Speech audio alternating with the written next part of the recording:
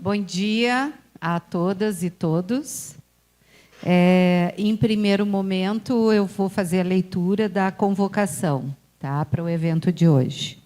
Então, de acordo com o Estatuto do CEMAP, convocamos todos e todas,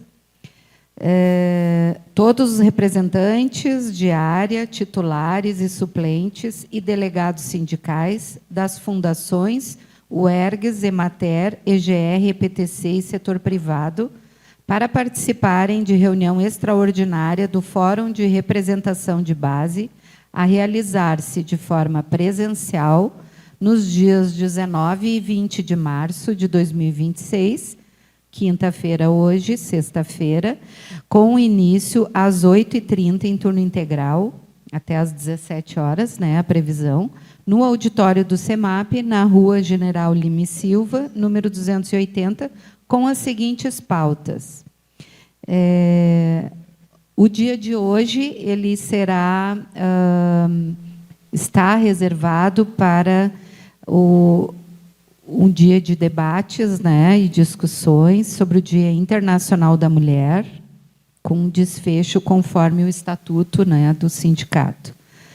Faremos também como pauta o processo eleitoral de representantes de área, né, do fórum. Teremos também o Conselho Fiscal, vamos falar também sobre a transposição e alguns informes, que são agendas de luta, o PL Descongela, a primeira Conferência Internacional Antifascista e Conferência do Trabalho. E depois assuntos gerais. Porto Alegre, 4 de março de 2026. As observações precisam, não? Tá, ok. Então, seria isso. Eu vou passar a palavra para a Anita. Anita está por aqui? Tá. Antes disso, eu só gostaria de falar aqui um textinho que eu fiz, que é com grande satisfação, né, que eu estou aqui hoje, e nós damos início a esse encontro promovido pelo CEMAP, em alusão, principalmente o dia de hoje, né, em alusão ao Dia Internacional da Mulher. Mais do que uma data comemorativa, esse é um momento de reflexão, de escuta e, sobretudo, de mobilização. Reunimos-nos hoje para tratar de um tema urgente e profundamente sensível, que é o crescente número de feminicídios, suas causas e os caminhos possíveis para o enfrentamento da violência contra a mulher. Essa realidade ela não pode ser naturalizada. Ela exige de nós posicionamento, compromisso e uma ação coletiva. Esse espaço foi pensado como um lugar de diálogo, onde diferentes vozes possam se encontrar para construir conhecimento, fortalecer redes de apoio e reafirmar a importância de políticas públicas, práticas institucionais e atitudes cotidianas que promovam o respeito, a equidade e a proteção da vida das mulheres. Que esse dia seja também um marco de união entre trabalhadoras e trabalhadores, entre diferentes áreas do conhecimento e de atuação social, em torno de uma pauta que atravessa as nossas vidas, nossos ambientes de trabalho e toda a sociedade. Então, sejam todos e todas muito bem-vindos, que tenhamos um encontro, então, potente, reflexivo e transformador. Tá?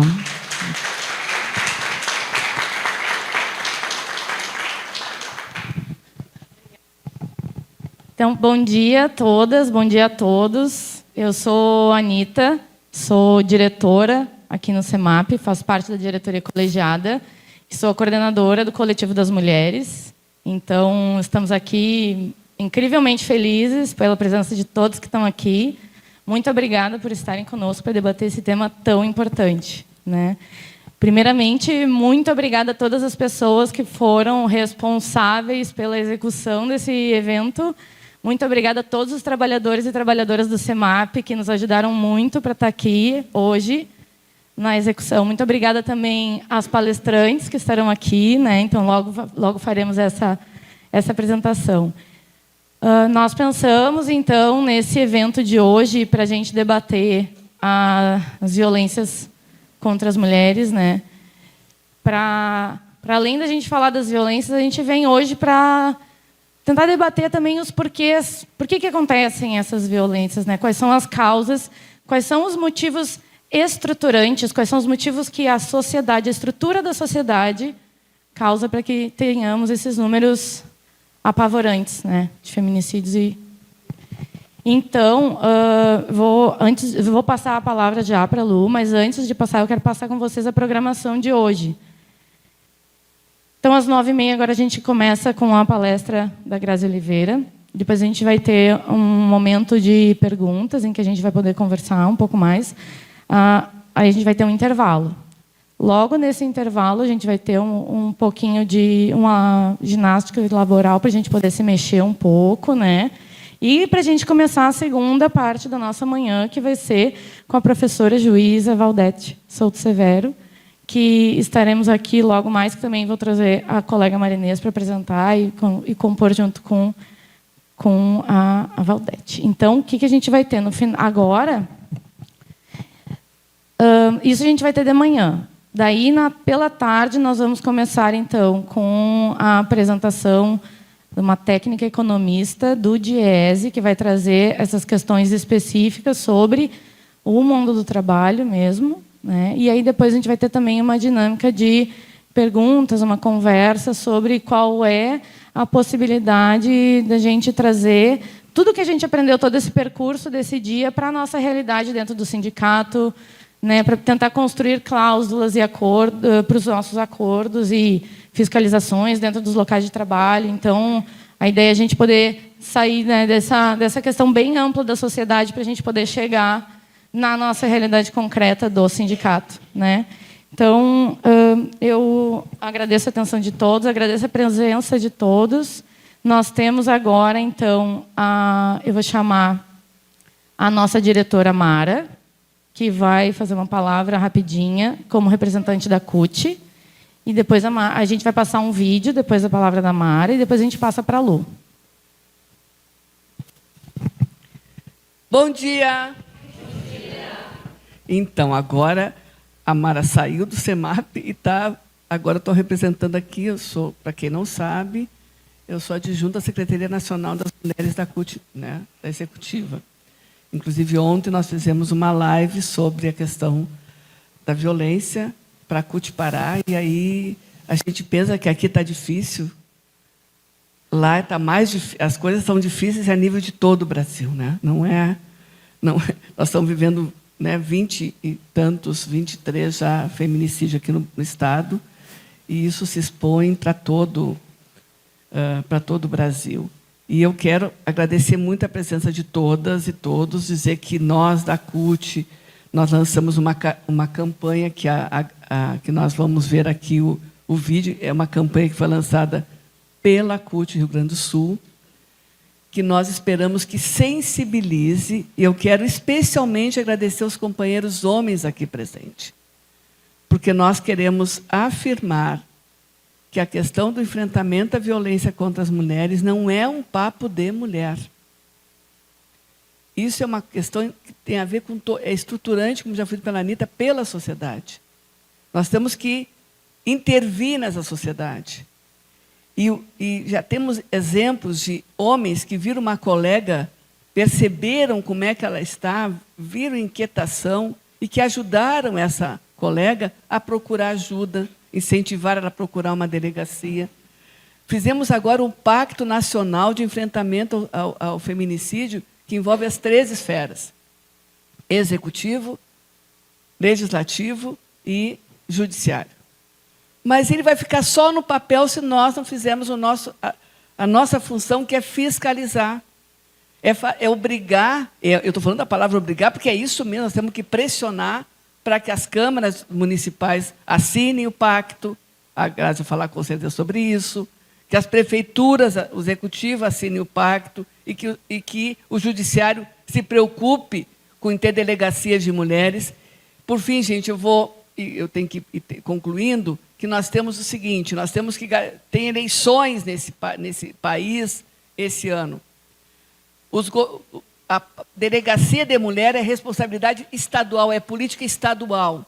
Então, nós temos que exigir compromisso de quem vai se eleger a ter delegacias de mulheres, se não dá para ter, porque o município é pequeno, por região, pelo menos, para que a gente possa dar conta. Não é possível uma mulher sofrer violência, chegar numa delegacia e ter que falar com homens. É extremamente constrangedor. Se coloquem no lugar. E mais, nós temos que lutar nas nossas cláusulas de acordo, nós vamos falar isso de tarde, que a mulher que sofrer violência, ela tem que ficar, pelo menos, afastada do trabalho e não perder o emprego, para ela poder se recuperar, para ela poder respirar fundo, ela procurar ver como é que ela vai enfrentar a vida. Então, estamos de parabéns, que tenhamos um dia muito bom e que nós, o papel do movimento sindical é determinante. Eu penso que nós sabemos a potência que nós temos de mudar a conjuntura. A história do Brasil mostra o quanto nós somos importantes para a democracia, para a conquista de direitos. Nós temos um papel fundamental. Então, de novo, em nome da CUT, em nome do SEMAP, eu dou as boas-vindas a todos e todas. Obrigada.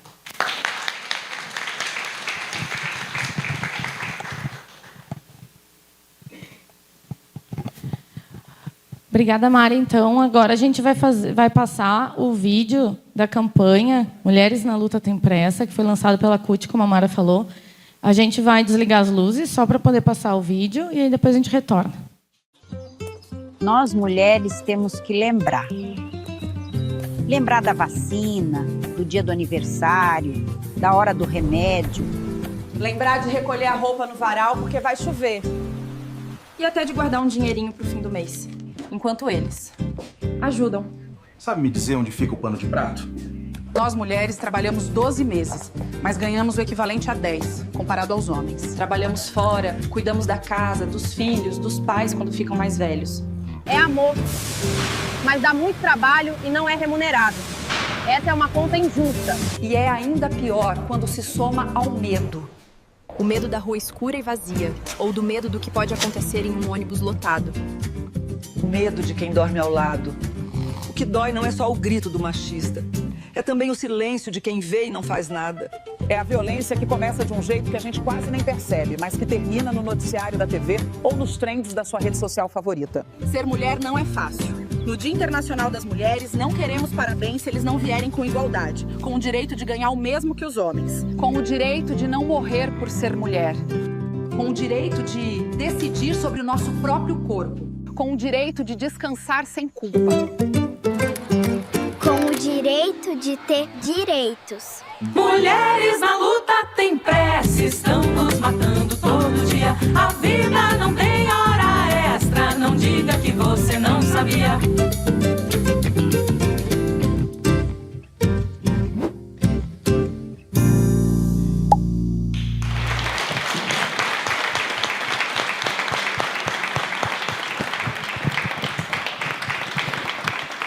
Então, dando sequência, agora a gente vai chamar a Luciana, nossa diretora também do SEMAP, que é a coordenadora do Coletivo Antirracista e da Diversidade. Então, passo a palavra para a Luciana. Obrigada, boa palestra para todos nós.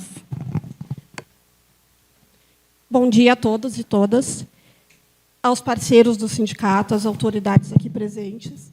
Saúdo também a todos os que vieram antes de mim, pois sem os quais eu não estaria aqui neste momento, falando com vocês. Fui incumbida pela diretoria colegiada do SEMAP para realizar a mediação da primeira mesa do dia de hoje.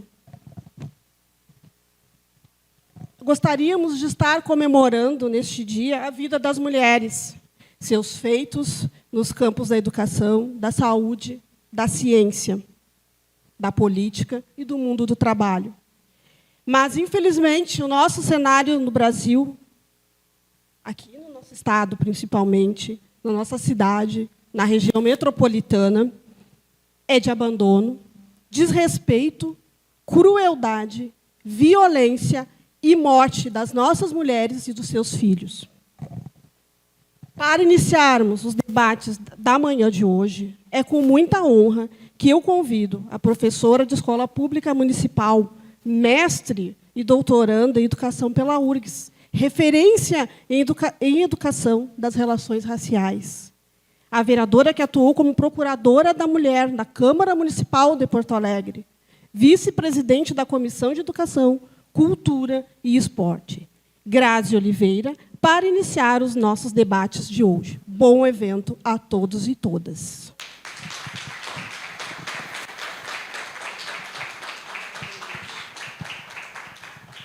Seja bem-vinda, então, Grazi. Passo a palavra para ti. Muito obrigada. Bom dia, gente. É uma alegria estar aqui com vocês. O CEMAP sempre parceiro. Lu, pode sentar, tu vai cansar aí em pé. Eu vou circular, porque professor é isso, né, gente? Não para, né? É elétrica. Mas é um prazer estar aqui com vocês. Não é um prazer o tema, né? Mas é um prazer a gente poder ter a oportunidade de dialogar sobre esse tema, mas também da gente pensar, né, o nosso papel nos espaços que a gente ocupa, mas também em casa, né? Acho que a gente pensar em todos os espaços, quando a gente fala de trabalho, mas também da gente pensar também sobre a nossa vida pessoal. Bom, já fui lindamente apresentada, então sou professora, então qualquer coisa me deem, aqui principalmente, né, com tempo, me dê limite, né, porque daqui a pouco eu vou me empolgar aqui e vamos ultrapassar o tempo. E eu quero muito também trocar e ouvir vocês. Então, eu vou tentar trazer algumas reflexões, também provocações, mas eu gostaria também de poder depois ouvi-los, né, e ouvi-las e ter alguns retornos. Bom, primeiro, acho que é importante a gente começar com o dado de 2024. 2024, nós tivemos, historicamente, no Brasil, o maior índice de feminicídio. Foram 1.492 mulheres mortas, vítimas de feminicídio, no nosso país. Então, a gente entendia, ao iniciar o ano de 2025, que a gente teria esperança de fazer com que tudo isso fosse diferente. Valdete, querida, um beijo. E, infelizmente, nós concluímos o ano de 2025 com 1.568 mulheres mortas, vítimas de feminicídio. Então, 2024 deixou de fazer parte da história e 2025 só aumentou.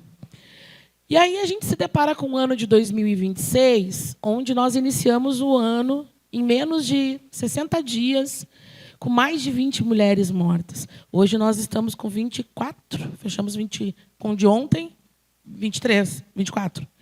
Viu? Estou perdendo os cálculos já, a gente está perdendo a conta, isso é um problema. Nós não terminamos o mês de março e nós já estamos com 24 mulheres vítimas de feminicídio em 2026. E aí fica a pergunta que o próprio encontro nos provoca a fazer. Por quê? O que nos leva a tudo isso? E aí eu vou trazer um pouco aqui da perspectiva como professora, mas também hoje num espaço de legislação, de um espaço de cobrar as políticas públicas e também propor. Então, vou tentar fazer esse jogo aqui. Vamos começar pela ideia de que a gente foi criado, e aí meninas e homens que estão presentes, lá na nossa família. Qual era a forma como a gente era criada? Como é que era o trato conosco dentro de casa? Quem tem irmãos, homens e mulheres, sabe muito bem, né? Quem é que lavava a louça? Quem é que arrumava a casa? Quem é que era servido? Quem tinha que servir? Quem não podia chorar? Quem podia chorar? Quem usava rosa? Quem usava azul? Que brinquedo era de menino e que brinquedo era de menina? Essas reflexões a gente precisa fazer. Com urgência. Porque nós, na primeira experiência social das nossas crianças, é dentro da nossa família. A primeira forma de aprender a lidar com a sociedade é com a comunidade família. E se dentro da minha comunidade família, eu desde pequeno e desde pequena, eu aprendo qual é o meu lugar e como eu tenho que me portar e como eu tenho que me relacionar com as pessoas, nós já começamos errando dentro de casa. Qual é o segundo lugar de convivência social das nossas crianças? A escola. Se eu chego na escola e a escola segue essa reprodução, Não, isso não é coisa de guri. Guri não chora. O que tu tá chorando? Agora esse choro. O que tu tá brincando com o carrinho? Isso aí não é brinquedo de menina. O que tu quer com boneca? Isso aí não é brinquedo de menino. Quero a fila das meninas e a fila dos meninos. Ó, hoje os guris vão ficar na quadra jogando futebol. As gurias podem brincar aqui nesse canto. Não é assim as nossas relações na escola? Foi assim. Todos nós, eu pareço jovem, mas não sou. Temos quase as mesmas faixas de idade aqui. E nós vivemos uma mesma época em que a escola nos colocou nesse lugar, nos dizendo, desde sempre, qual eram os espaços que a gente tinha que ocupar ou não. Então, primeira provocação que eu trago aqui para nós é o quanto, estruturalmente, nós reproduzimos ações machistas. Estruturalmente e inconscientemente ou subjetivamente, o patriarcado ele está no nosso convívio, no nosso entorno. Às vezes, mesmo quando a gente não quer reproduzir, a gente reproduz. Quando a gente diz para o menino que ele pode comer todo mundo, pegar todo mundo, e a gente diz para a menina que ela não, são elementos muito importantes. Está aí os Red Pills para nos dizer a crueldade que é o fruto dessa educação que nós vivemos desde cedo. Onde eles reafirmam que mulher vagabunda é aquela que já deu para 3, já ferrou. Ainda bem que não tem criança aqui, tá? Eu estava aqui, meu Deus, eu falei vagabunda. Eu falei, meu Deus, eu falei vagabunda. Então, esse primeiro elemento é bastante importante da gente ter conosco, tá? Significa que isso pode ser o estupim, é a grande justificativa dos feminicídios? É o começo. Sabe por que é o começo? Porque eu ensino para as nossas mulheres a serem submissas, a baixarem a cabeça e aceitarem migalhas. E eu ensino para os nossos meninos que eles podem tudo. Inclusive, nos ter sob seu controle. Inclusive, nós sermos posse deles. E isso, vou falar de novo, de forma subjetiva. É que nem o racismo. É de forma subjetiva. É de forma sem a gente perceber o que a gente está fazendo e da forma como as coisas estão acontecendo. Então, hoje, quando nós debatemos o fim, porque a gente está aqui debatendo sobre o feminicídio, que é o ponto final, a gente precisa entender como a gente faz para não chegar no ponto final. O que precisa mudar?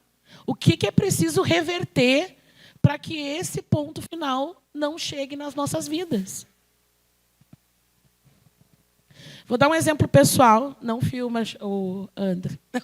Não registra, André, mas eu vou dar um exemplo pessoal. Então, bom, um elemento que eu acho que é importante a gente trazer aqui é esse aqui. O que eu tenho na minha mão? E o que isso lembra vocês? Pode falar, tá? É um controle. O que isso lembra vocês quando a gente fala de violência contra as mulheres? Poder. O que mais? Posse. O que mais? Um objeto. O que mais? Alguém falou? Não ouvi aí de trás. Sejam sem vergonhas.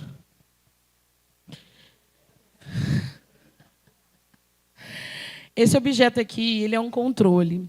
E esse controle, ele precisa sempre estar nas nossas mãos.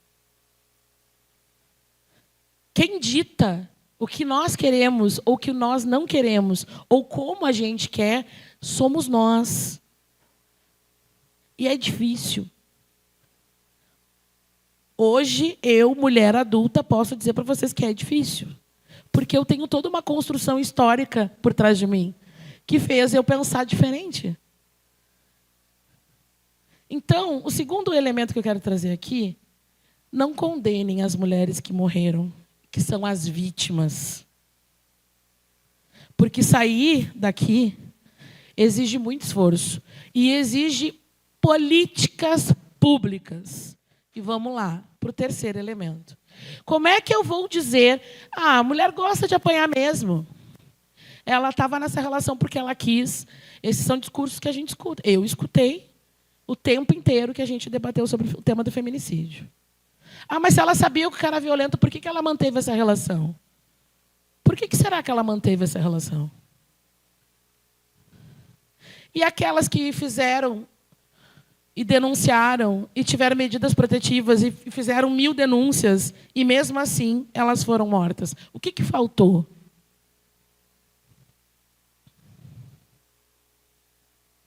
Elas não saíram das suas casas por quê?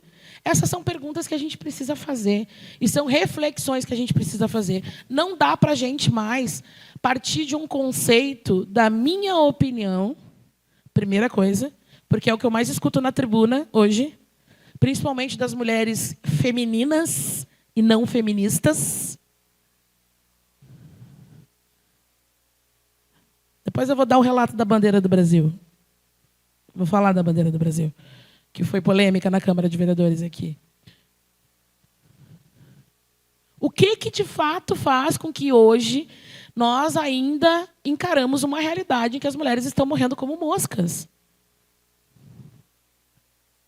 Gente, nós não temos uma política efetiva que garanta que uma mulher, por exemplo, consiga se garantir financeiramente ao sair de dentro de casa para poder se manter e manter seus filhos. Ela sai desse ciclo de violência, o Estado diz, não vem, eu vou te ajudar.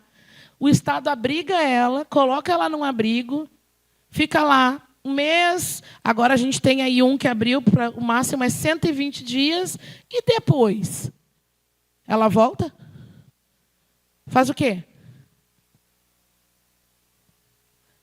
Aluguel social, ou uma renda que dê pelo menos um prazo para que essa mulher consiga se estabelecer. Como é que tu vai sair? Pensem bem.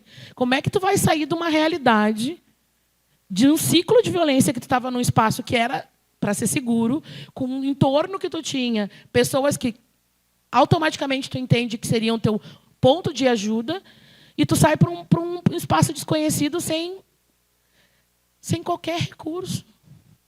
Então, eu estou aqui dando um exemplo de uma das políticas que, para nós, faz muita falta. É a mulher ter independência financeira. Um dos motivos que levam a mulheres, inclusive, a viver na dependência da violência. Mesmo que ela não chegue à física. Porque não é só a física que nós estamos falando aqui. A psicológica, a patrimonial, todas essas... É o começo. Lembra de mim, né? É o começo.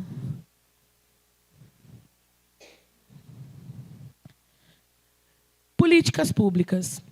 Nós, na Câmara de Vereadores, o ano passado, eu assumi a Procuradoria da Mulher e foi quando deu o estupim daquele fatídico momento onde 10 mulheres foram assassinadas no feriado de Páscoa, que, inclusive, estamos chegando nele de novo. 10 mulheres, naquele feriadão, foram mortas pelos seus ex-companheiros, ou que dizem ser companheiros, enfim.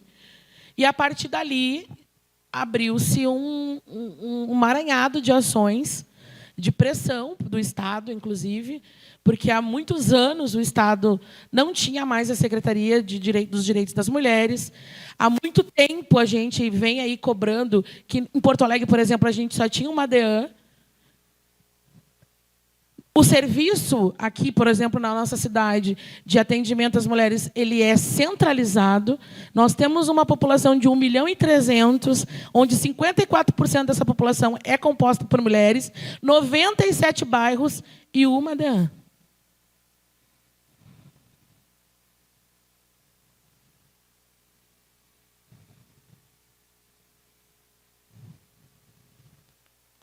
Quando chegou o mês que surgiu o feriado da Páscoa, então a gente começou a ter um levante. Mulheres começaram a dizer, chega, não dá mais. Houve um levante, houve movimento, houveram algumas coisas que nasceram, mas nada conseguiu concretizar e evitar que nós batesse o recorde de 2025 e que, provavelmente, tudo tende a crer que 2026 não vai ser diferente. E aí eu vou dizer para vocês por quê. Porque, infelizmente, nós vivemos numa sociedade que é estruturalmente machista, em que, infelizmente, os recursos financeiros não são destinados às políticas voltadas para as mulheres e o que é destinado é pífio. É pífio. Hoje, no interior do estado, mulheres, para pedir socorro, precisam andar mais de 100 quilômetros. 100 mil quilômetros para chegar num espaço de ajuda. Até lá deu, ferrou. Esta é a realidade do Estado hoje. Esse foi um dos resultados do relatório das deputadas federais que fizeram sobre os feminicídios no Estado do Rio Grande do Sul. Nós temos, dos 497 cidades, menos de 20% com delegacias especializadas para as mulheres. Menos de 20% de abrigos de acolhimento de mulheres com situação de vítima de violência. E nós temos regiões que não tem nenhuma. Nem o abrigo e nem a delegacia. Nós temos cidades que não têm patrulha Maria da Penha. Hoje, patrulha Maria da Penha oficializada não são nem 200.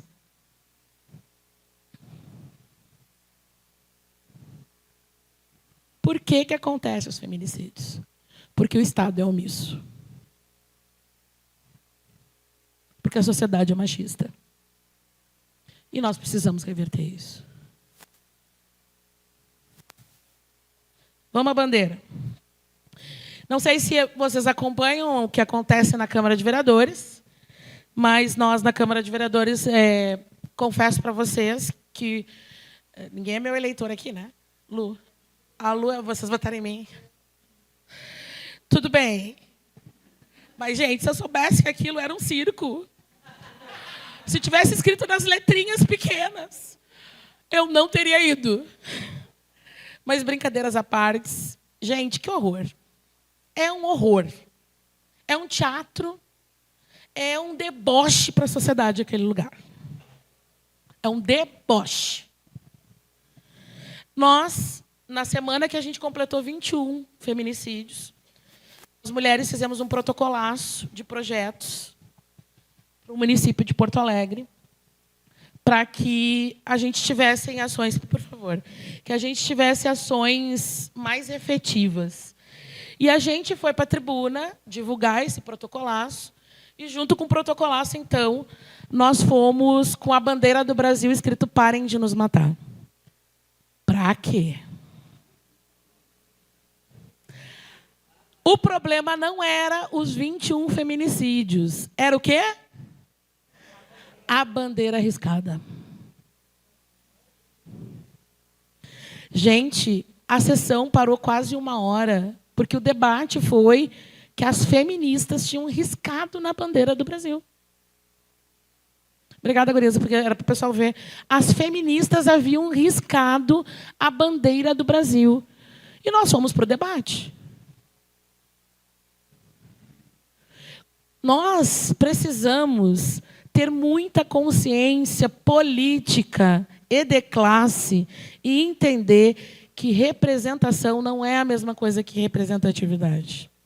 E nós temos mulheres no parlamento, que foram elas que berraram, que o problema era gravíssimo, que era crime riscar a bandeira do Brasil. E a gente teve que, por várias vezes, a gente se revezou na tribuna para dizer que crime era o que os 21 homens fizeram com aquelas mulheres, das quais nós estávamos reivindicando a vida. E aí vem o 5º ponto.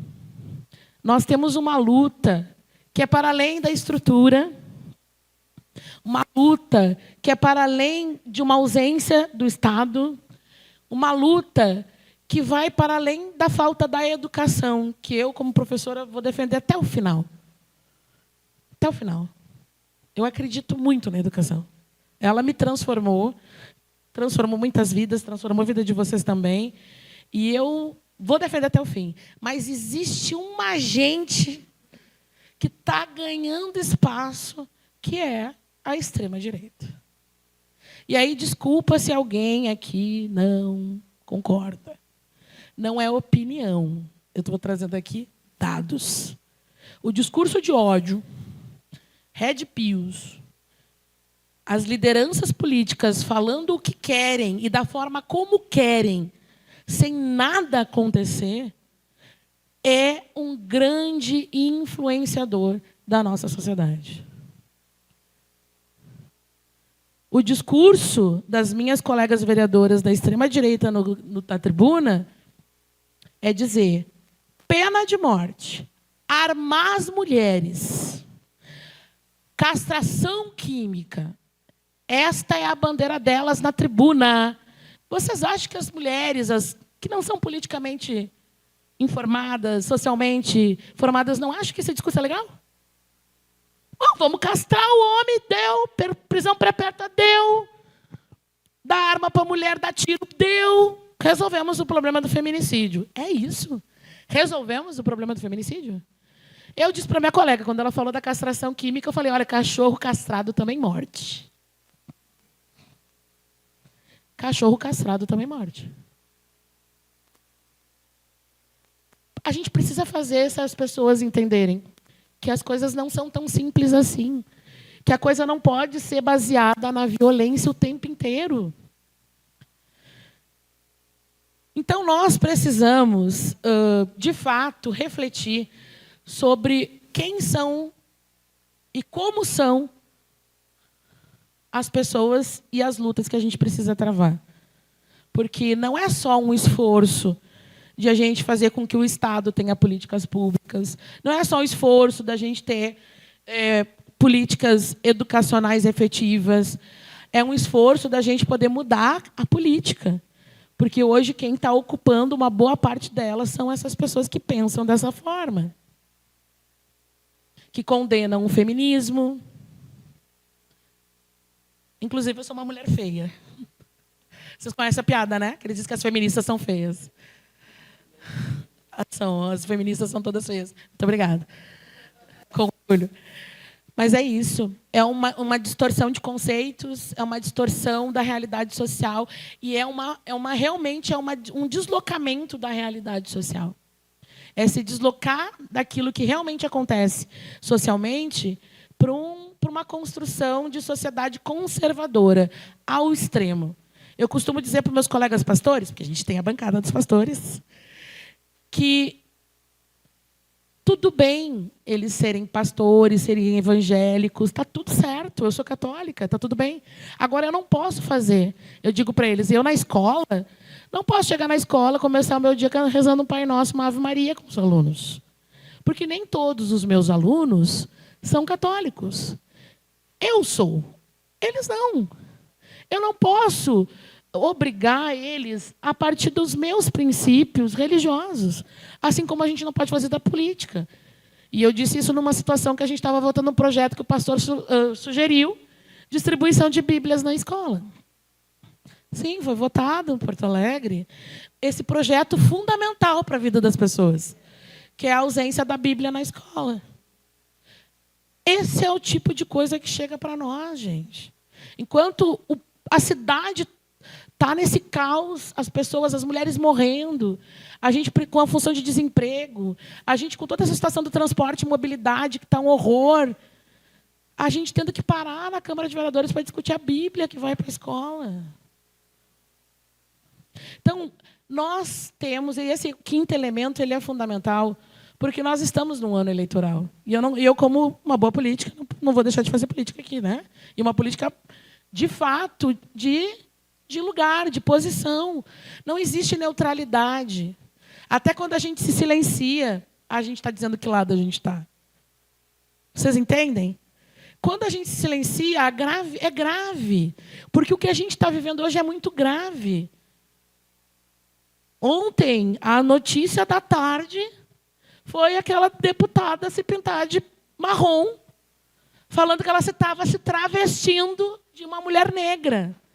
para criticar Érica Hilton ocupando o conselho, a comissão das mulheres, que é outra polêmica.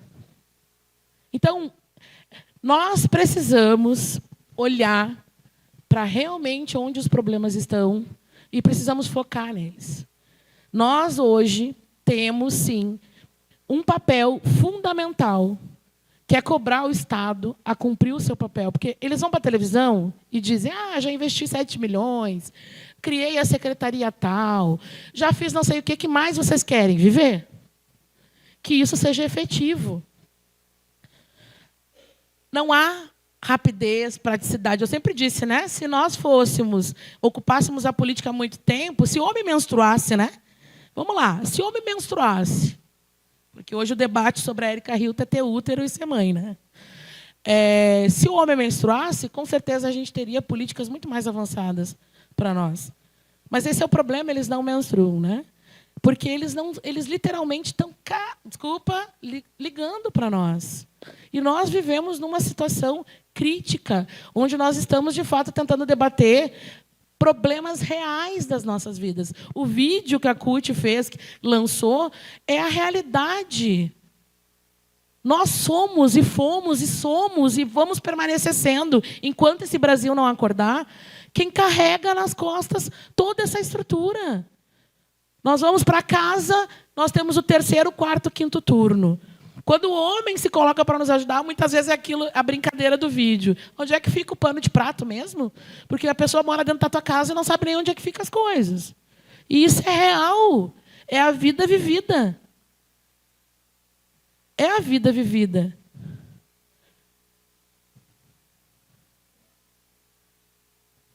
E é duro. Então, quando a gente discute o fim da escala 6x1, quando a gente discute a política do cuidado, como a gente valoriza? Porque a gente tem uma boa parte da população que trabalha com cuidado e que não é remunerada. Como a gente trata sobre isso? Nós precisamos levar a sério esse debate. A sério, porque somos nós, mulheres, que estamos à mercê de todos esses riscos. Quando a gente vai lá na tribuna e eu cobro do Melo vaga na creche, tem relação com tudo isso. Quando a mulher não consegue ter tempo para entrar no mercado de trabalho, possibilidades de acessar outros espaços, porque não tem nem lugar para deixar os seus filhos, é gravíssimo. E eu falo isso com muita tranquilidade. Eu sou fruto e filha de uma mãe solo, que teve que se lascar para me educar, inclusive abrir mão de me criar. Eu sou uma das crianças que fui fadada a não ser criada pela própria mãe. Porque ou ela trabalhava para a gente ter condições e outras pessoas cuidavam de mim, ou ela ficava comigo. E a opção dela foi ela ir trabalhar. Eu passei quase 10 anos, os 10 primeiros anos da minha vida sendo criada pelos meus tios. A minha mãe me via uma vez por mês, porque eu era criada numa outra cidade. Então, olha só os sacrifícios. E eu tenho sequelas gigantes com isso. Primeiro que eu brigava muito com a minha mãe, porque eu criticava que ela me abandonou. Olha que grave. E aí, o último elemento, que está acabando o meu tempo, tem a ver com exatamente isso. O recorte racial de tudo isso. Vocês já devem estar carecas de saber que a mulher negra está na base da pirâmide, carrega o Brasil nas costas, biriri, bororó. Gente, a mulher negra, ela é o tacho, a rapa, ela é gostosa, tá? A rapa da panela de um arroz com galinha, então. Desculpa os batuqueiros, mas eu gosto de arroz com galinha. Mas a rapa da panela somos nós. Que quase todo mundo não gosta. Sempre tem alguém que goste. Mas uma boa parte das pessoas não gostam porque está lá, queimada, queimadinha, grudada na panela. Nós, mulheres negras, muitas vezes temos que provar 10 mil vezes os lugares que a gente ocupa. Eu já tive que várias vezes, ao entrar na Câmara de Vereadores, me apresentar, prazer, vereadora, porque eu fui barrada. Por quê? Porque eles não enxergam uma mulher negra num espaço de poder. E isso, se a gente entende a gravidade do quanto isso é complexo para uma mulher negra. Vocês imaginem quando a gente fala de violência, quando a gente fala de acesso aos direitos. Se já é complexo para a mulher, para as diferentes mulheridades, mais complexo é para uma mulher negra, para uma mulher trans, para uma mulher indígena. Então, todo esse discurso, toda essa fala, todas essas reflexões e provocações que eu fiz com vocês até aqui, coloquem tudo isso agora num corpo preto.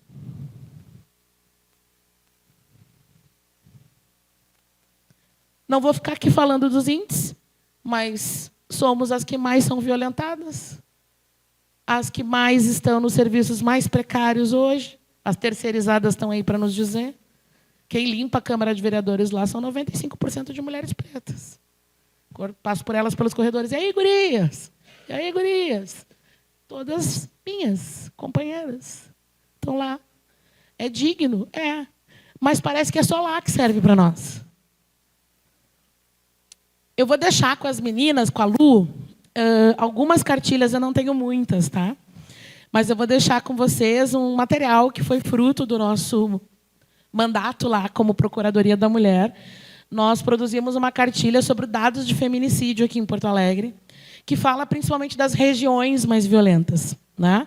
Então, a gente também conseguiu mapear quais são as regiões que mais temos índices de denúncia de violência doméstica ou de feminicídio, né? Então, depois vocês veem como vocês vão fazer isso. Depois eu também posso passar digital, né? Que fica mais fácil o acesso. Mas aqui, é bastante importante a gente ter em mãos e ter em mente de que não dá mais para não agir. Nós vamos precisar, eu sei que hoje vocês têm uma programação muito legal de tarde, para pensar nos espaços que vocês ocupam, como pensar política. Nós vamos precisar pensar. Porque não é fácil para nós mulheres, principalmente mulheres que foram educadas a serem submissas, a ter coragem para denunciar, a ter coragem para poder falar, ou reconhecer que estão vivendo num momento de violência. Eu vou voltar a dizer, eu sou um exemplo disso. Militante, doutoranda, com conhecimento, empoderada, blá, blá, blá. Mas eu demorei para me ligar que a coisa não estava legal.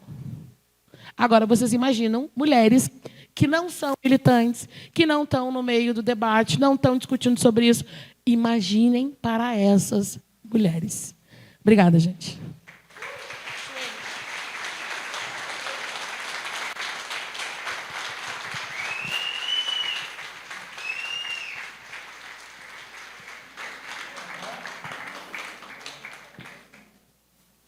Muito obrigada. Obrigada.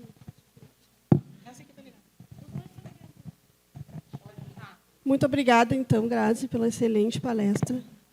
Eu gostaria de acrescentar aqui também, né, para auxiliar agora no nosso debate, em seguida já vamos abrir o espaço para as perguntas, né, acrescentar também a nossa responsabilidade, né, como cidadãos, como representantes aqui, nossos representantes de base do CEMAP, de multiplicar o conhecimento que nós temos. E também eu trago para que vocês reflitam a questão inicial que a gente precisa pontuar sempre. Qual é a orientação que a gente está dando lá para nossas crianças quanto a isso? Qual é o exemplo que a gente está dando para os nossos meninos? Né, para que nós paramos de aplaudir quando um menino na escola chega e beija uma coleguinha, acho muito maravilhoso. Olha, foi lá e agarrou a coleguinha. Ele é um menino, ele pode fazer. Não, ele não pode, ele não tem autorização para isso, ele tem que aprender desde pequeno isso. Né, também trago aqui o nosso papel, né, quanto... Como que é que nós fazemos? Nós vamos na nossa base, a gente está provocando a diretoria, a gerência das empresas, para que debatam isso. A gente está lá no grupo da escola pedindo, a gente precisa falar para o feminicídio para as crianças, para os pais, na reunião de pais e mestres. Né? A gente precisa debater com os estudantes, com os adolescentes, porque a gente está vendo aí adolescentes cometendo barbaridades. Então, associação de bairro, a gente começar a pressionar, sair nas marchas, participar dos eventos, das palestras, estarmos juntos e multiplicarmos. Então, dito isso, eu agora abro, né, o espaço para 5 5 perguntas, né? A gente aí respeitando inscrições de mulheres e de homens, né? Então, as pessoas que têm interesse, por favor, alcancem os crachás, né, para que a gente possa...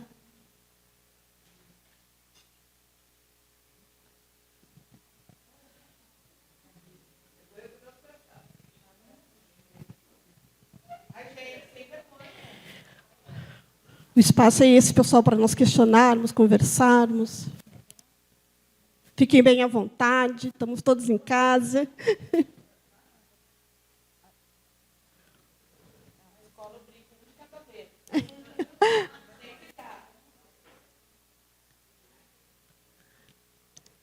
Enquanto a Mara vai recolhendo ali, eu acho que a Débora, a diretora Débora, foi a primeira. Pode vir.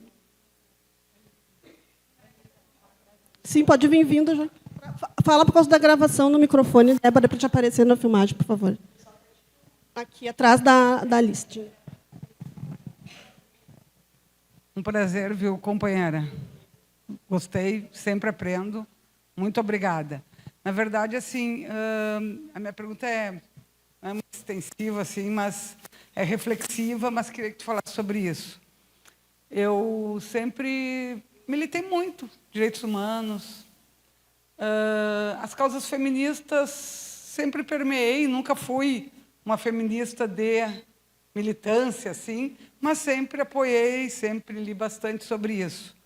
Mas eu só esse ano, vindo para o CEMAP, que eu aprendi uma coisa que para mim foi chocante, assim, né? A aluna me convidou para fazer um letramento racial e me deu um material para eu ler.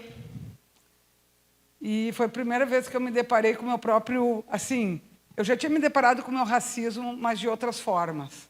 Mas eu me deparei com ele na minha frente, né? E posto ali na minha conduta, que eu não tinha visto, nunca tinha pensado. Ela me deu um texto para ler sobre que as mulheres pretas, na verdade, elas nunca precisaram lutar para sair para trabalhar. E eu sempre foi uma luta minha, assim, né? Na fase, eu fui agente durante 6 anos, antes de fazer o concurso para advogada, e eu fui para uma ala que só eram homens, né? Minha chefe está ali, né? E a gente, tipo assim, as mulheres não conseguiam ficar naquela ala e tal, e para mim era importante que nós, mulheres, ocupassem todos os espaços, né? Eu achava que eu tinha que estar naquele lugar... Tá, desculpa. Tá? E tal. Mas daí, desculpa. E daí, só rapidinho. Mas daí, o que acontece? Eu li que as mulheres pretas sempre trabalhavam. E eu nunca tinha me dado conta disso. Queria falasse um pouco sobre a luta das pretas, as lutas das brancas, e sobre isso. E eu tive uma pessoa preta muito nova trabalhando comigo e nunca me dei conta disso.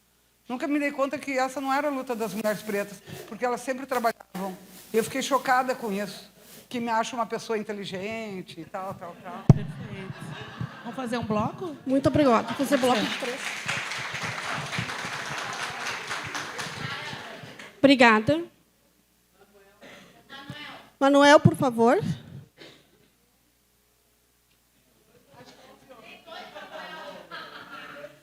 Quem é que se inscreveu? Os dois? Lembrando, pessoal, que é 3 minutos de intervenção, tá bem? Bom dia. Eu sou um homem negro e já estou com 67 anos. Então, assim, eu consigo entender essa mensagem que tu trouxesses, além da luta da dificuldade, mas essa questão racial, essa questão do racismo. Eu estou com essa idade e eu fui me enxergar negro mesmo, eu creio que não fazem 30 anos. Não fazem 30 anos, porque até então eu não era negro. E achava que, de certa forma, também era um pouco de mimimi essa questão. E, para que eu entendesse depois por que eu tinha esse pensamento, eu tive que realmente refletir um pouco e estudar um pouco.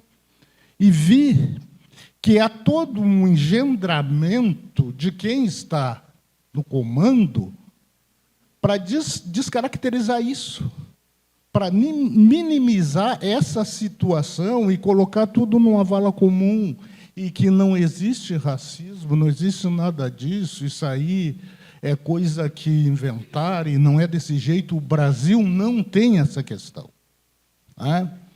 E agora eu também ouvi você falar com relação a essa questão até da bandeira pintada ali, e aquilo que era importante mesmo da pauta que vocês estavam discutindo lá foi relegado a um segundo plano, e a pauta estava mais baseada na questão de moral, sabe, e do que realmente o fato. O fato. Mas isso é algo que a gente vê que é preparado, é proposital, não é?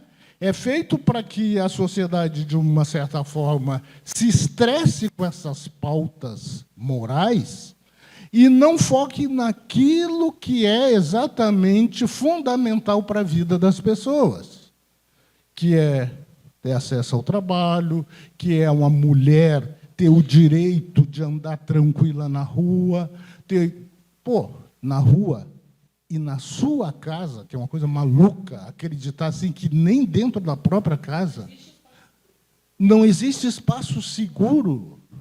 Então, assim, me parece que o fascismo tem esse objetivo de... Ok, desculpe.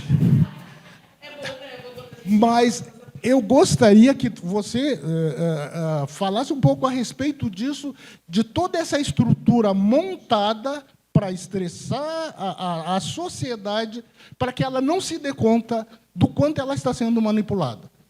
Obrigado.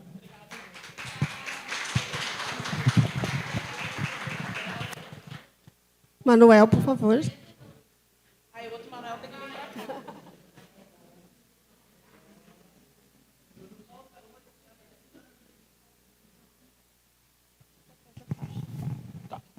Eu sou o Manuel, o outro Manuel, 63 anos, né?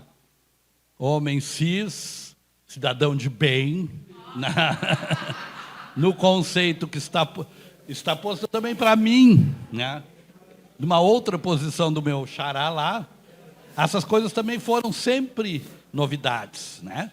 Embora criado no mundo de mulheres, liderado por mulheres, provido por mulheres, eu ainda estou eivado do estrutural, porque a discussão no tempo da juventude não existia.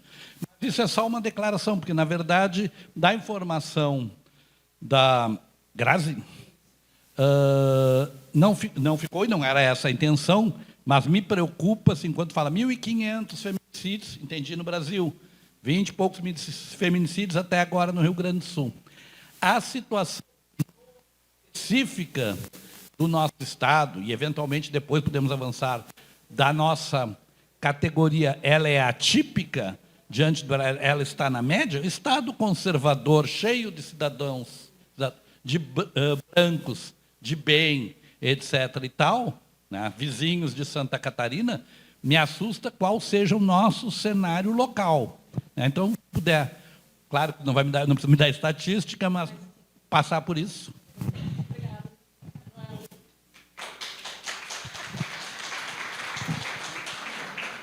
Mais uma intervenção.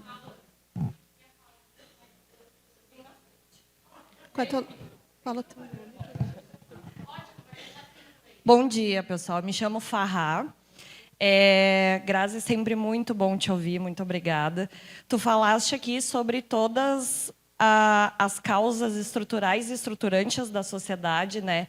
E pensando que hoje a gente tem muitos homens aqui, como que eles podem, mais do que ser só contra a violência, o que na tua visão, e até com base nas outras perguntas, o que tu entende que estes homens que estão aqui, eles podem fazer como aliados no dia a dia, na sua casa, na comunidade, no trabalho. E eu acho que isso é um pouco importante também da gente falar quais coisas básicas e práticas a gente pode sair daqui fazendo, né? Obrigada. Obrigada. Paula, por favor.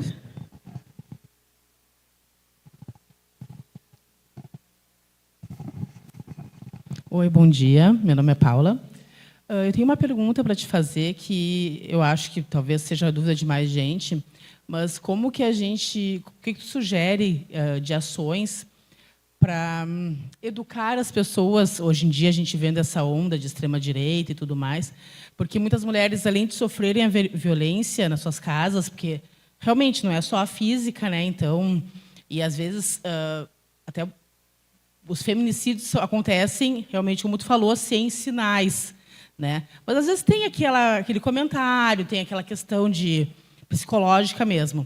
O que tu sugeriria como ação ou pública ou da gente mesmo, né? Como eu poderia, por exemplo, vejo que a minha vizinha sofre violência e para ela não, aquilo é normal porque ela já foi criada naquela situação, na casa dela tinha violência, tinha espancamentos, tinha, né? O pai mandava, né?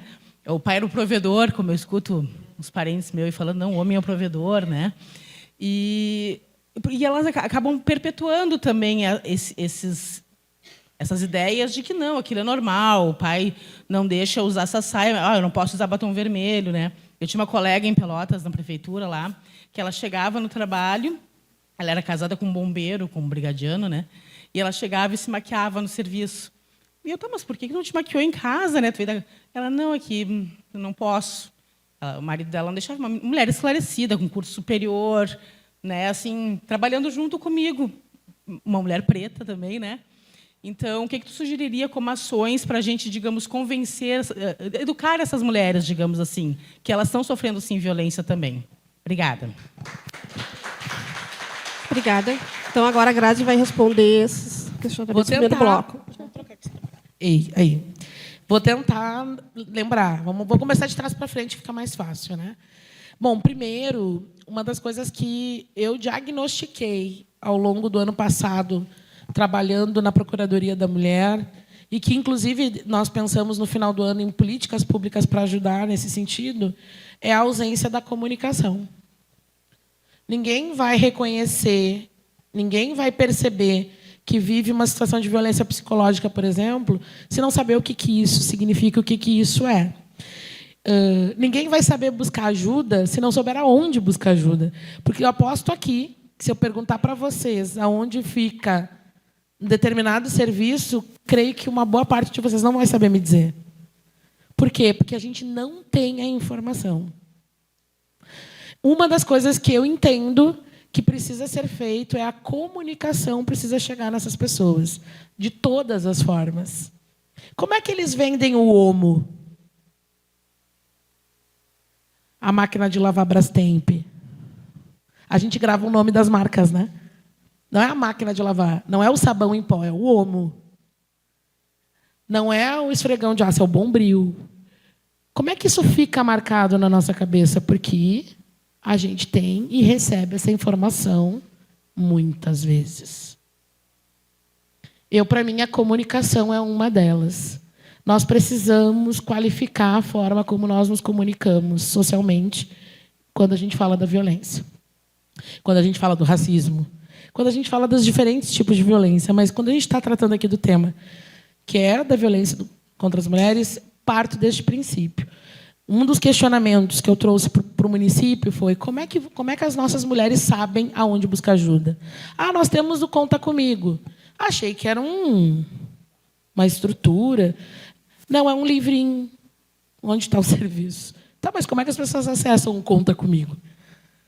Como eu conto contigo, eu não conto com ninguém. Vocês entendem? Não basta tu ter um caderninho com uma lista de serviços e tu não fazer com que essa ferramenta chegue até as pessoas que nos interessam. Então, um dos elementos é esse. A comunicação precisa ser efetiva. Quando o Estado tem interesse, quando a Prefeitura quer que o cidadão pague o IPTU, o que mais a gente vê em janeiro e fevereiro na televisão? Como a cidade está linda, olha o que a gente fez, olha que belezura. 2 meses, IPTU, paga o IPTU. Por que quando a gente trata de assuntos tão sérios como a questão da violência, não há o mesmo investimento e a mesma seriedade?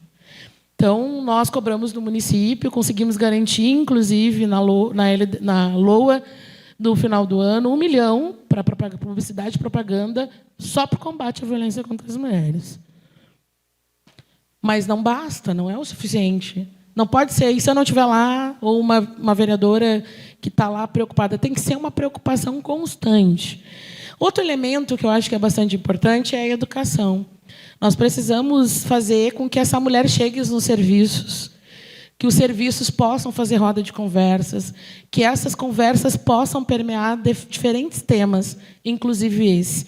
Porque quando tu troca com teus pares, as coisas mudam. Quando tu escuta outras pessoas viver aquilo que tu também está vivendo, muda, inverte. Então, precisamos fazer com que a ferramenta dos serviços, dos equipamentos sociais e educacionais também atuem. E aí, respondendo o colega, um dos Manuels, mas eu vou falar do Manuel Negro primeiro. Nós vivemos numa estrutura social que nos deseducou o tempo inteiro. A gente foi para dentro da escola, a escola me ensinou a amar o que é do branco e a odiar o que é do meu povo. A escola dizia que eu tinha que alisar meu cabelo, que os meus peitos... eu usava camisetão a minha adolescência inteira. Hoje eu vejo as gurias tudo... Que ódio! Que raiva! Eu escondi o meu corpo. Eu escondi o meu cabelo. Eu larguei a minha religião de matriz africana e fui cultuar Cristo na igreja. Não que não é problema, eu me sinto bem lá, tá? Mas eu abandonei o que era da minha cultura, o que era meu, para amar o que era do outro, porque o do outro era o belo, era o certo e era o bonito. E a escola nos ensinou o tempo inteiro isso. Apagou a nossa história.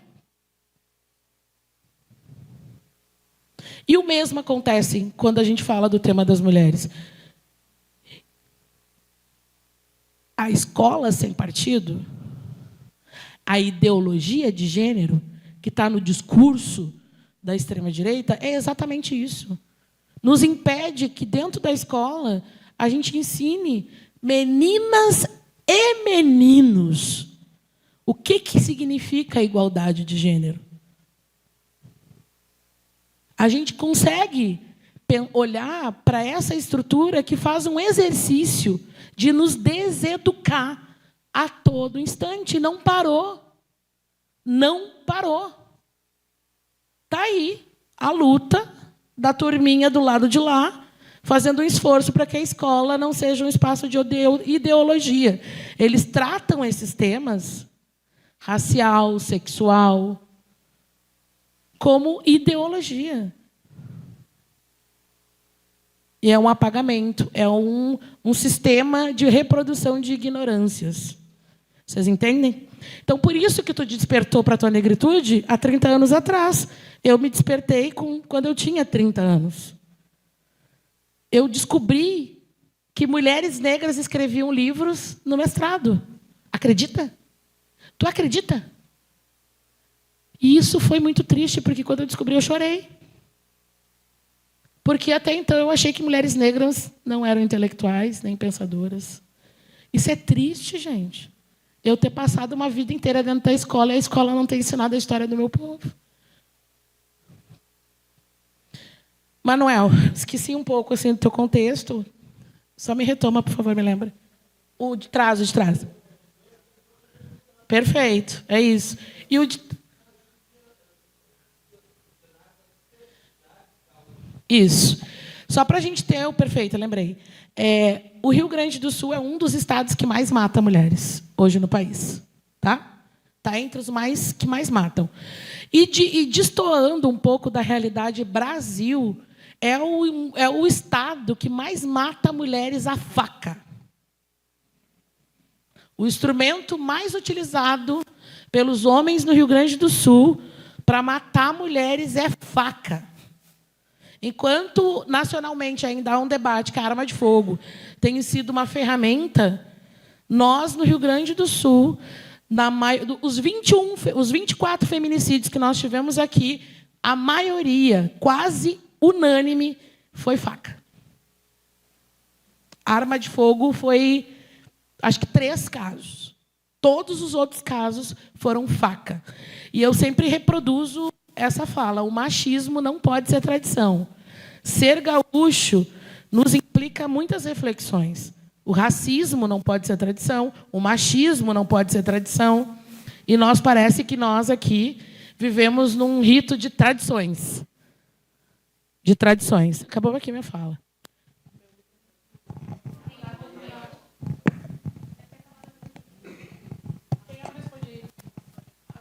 As ações práticas.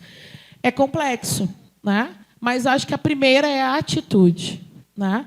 Uma das coisas que a gente sempre, quando eu falo sobre a questão racial, quando eu digo que ser antirracista não é uma questão de dizer eu sou contra o racismo, mas é agir, é o mesmo quando a gente fala do combate ao machismo, à misoginia, ao patriarcado. Nós precisamos agir. E, às vezes, nas pequenas coisas. Às vezes está num grupo de homens, o homem fala uma coisa que não é legal. Se eu me silencio ou eu rio, eu estou concordando, né? Agora, se eu falo, se eu intervenho e faço um convite para uma nova reflexão, eu estou ajudando nesse processo. Agir, pensar em ações em que haja também a troca de homens para homens. Homens, vocês também precisam se conversar. Entre vocês, inclusive. Inclusive, falar sobre a masculinidade. Sobre o tóxico que é, às vezes, quando a gente tem o exagerado. Quando foge da linha do limite. É fundamental que haja possibilidades. Eu hoje, se eu estivesse no sindicato, eu teria grupos de homens. Rodas de conversa com homens. Eu teria.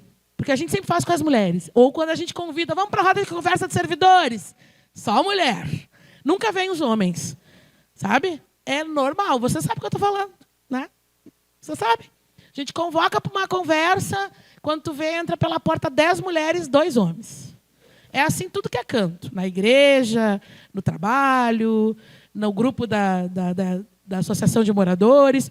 A maioria das vezes são as mulheres que estão atuando. Mesmo que muitas vezes elas não sejam protagonistas nos espaços que a gente gostaria que elas fossem. Mas é preciso fazer com que os homens tomem para si a responsabilidade. Não deixei de responder ninguém? Acho que respondi de tudo. Quero só finalizar, que está terminando meu tempo, ela está aqui, concluir, e a gente fala, eu já falei que eu falava demais, mas é importante a gente lembrar. Nós temos um compromisso que ele é coletivo. Minha cultura ensina, e sempre repete, assim como a cultura indígena reforça isso, quando a gente vai educar uma criança, não é só nossa responsabilidade, não é só minha. A responsabilidade é de toda a sociedade. É de todos nós. Crianças precisam ser educadas por todos nós. E assim é para todos os debates que nós temos. Quando a gente fala do debate racial, se eu não entender que o que estrutura toda essa linha de ódio está voltada ao capitalismo, que depende do racismo e do machismo, porque, volto a dizer, o capital ganha muito com isso. Reforçar uma sociedade racista, reforçar uma sociedade machista, né? Escola lá, que fica reproduzindo as mesmas coisas, é garantir que o capital se permaneça. Então, o convite aqui é da gente ser anticapitalista, antirracista e, por favor, fazer com que esses misóginos se coloquem no seu lugar e cabe a nós botar eles no lugar deles. Obrigada.